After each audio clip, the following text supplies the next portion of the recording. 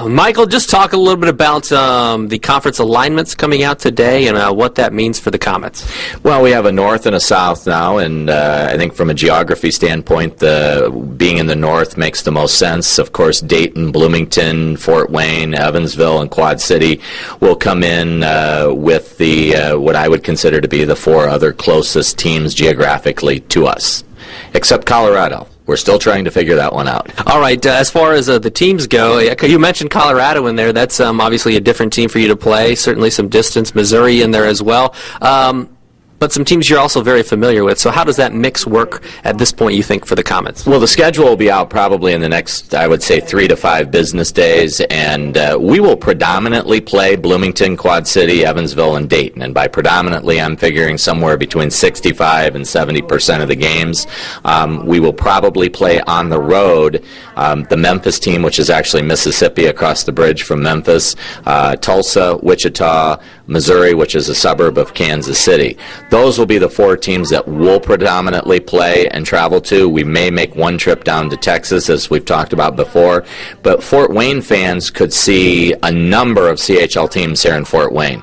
We know, for instance, that Colorado would like to come here, and we know Odessa and a number of the Texas teams want to come here, and we know that Rapid City wants to come here. They won the CHL championship last year. So I think the variety for Komet fans is going to be greater than the Komets going to the CHL cities will be this first year. So from a Komet fan perspective, I think there's going to be a real good array of opposition. That's kind of leads into my next question. Are you fairly happy with the way the alignment has shaken out? Because when you look at the CHL, it's a pretty large footprint considering the number of teams that they have in Texas. Are you pretty pleased with the way that things have shaken out at this point? Well, if you look at the map, yeah, we're real happy with it. We have created a new part of their geography, which of course is now in the upper Midwest, and as long as we're able to keep our travel to a minimum, traveling to the Central Hockey League cities, we're going to be very, very happy with that, and we are very happy with the setup.